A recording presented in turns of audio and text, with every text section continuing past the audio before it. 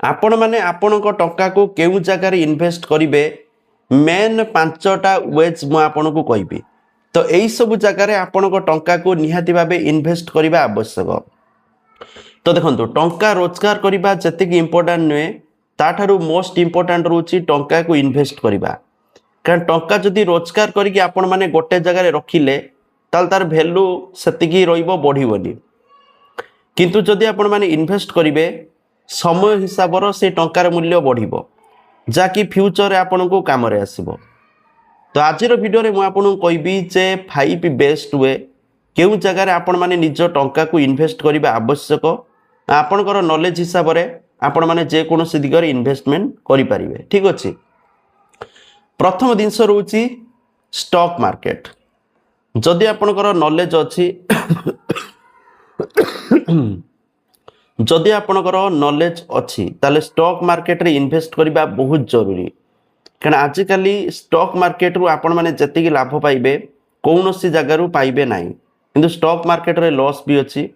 किंतु जदि आपनकर नॉलेज अछि स्टॉक मार्केट रे इन्वेस्ट करबा बहुत जरूरी। सेकंड दिस रहउची म्यूचुअल फंड बा ईटीएफ्स। म्यूचुअल फंड रे आपण माने इन्वेस्ट करबा बहुत जरूरी। जुग थिला एफडी आरडी एबे सब इन्वेस्ट करथुले। कारण सेत बळे फिक्स डिपॉजिट मारला बेलू 9 ରୁ 10% सुध मिल जाउथुला। तेणु लोके चिंतार थिलेनी एफडी मारिकी थीर किणी बसुले। किंतु से जुग सरी गलानी एफडी मारला बेलू 6% सुध मिलुची। आ धीरे धीरे कमुची दिन को दिन आगो 5% 4% मिल पारे किसी ग्यारंटी नहीं।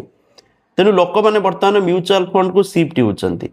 कारण म्यूचुअल फंड रे जदि लॉन्ग टर्म में आपण माने इन्वेस्ट करूचंती ताले 12 ରୁ 15% रिटर्न मिलिबो ताठारु मध्ये अधिक रिटर्न मिल पारे। किंतु आपनको नॉलेज रहिबा दरकार मु केउ कंपनी रे इन्वेस्टमेंट करूची से कंपनी माने ग्रोथ होबो कि नाही ई सब जदि नॉलेज अछि ताले म्यूचुअल फंड रे इन्वेस्टमेंट करिके आपण माने भलो रिटर्न पाई परिबे। सेकंड दिस रहउची सबुठारु नो रिस्क फिक्स डिपॉजिट बा एफडी। बैंक रे आपण माने जदि एफडी किछि न करि परिबे सेविंग अकाउंट रे पैसा पकेगी रखचंती बा घरे पैसा पकेगी रखचंती सेही पैसा को बैंक रे जांगी एफडी करंतु।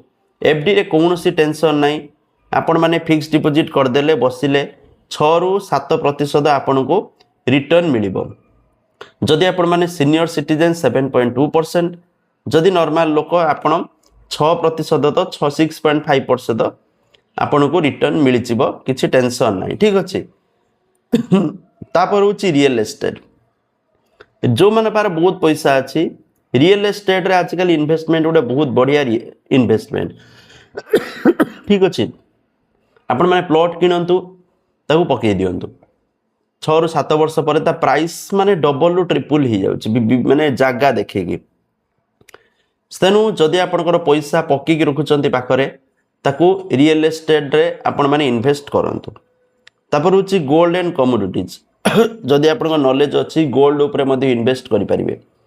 गोल्ड क्रूड ऑयल जो नेचुरल गैस तापर मध्ये ऑनलाइन इन्वेस्टमेंट होची। किंतु जदि नॉलेज अछि आपण माने तापर करि परिबे। तबे ई सब दिन ऊपर जे माने आपन नॉलेज अछि इन्वेस्ट करंतु। आ किछि जदि नॉलेज नाही नियति भाबे एफडी करंतु नले आरडी करंतु बैंक रे।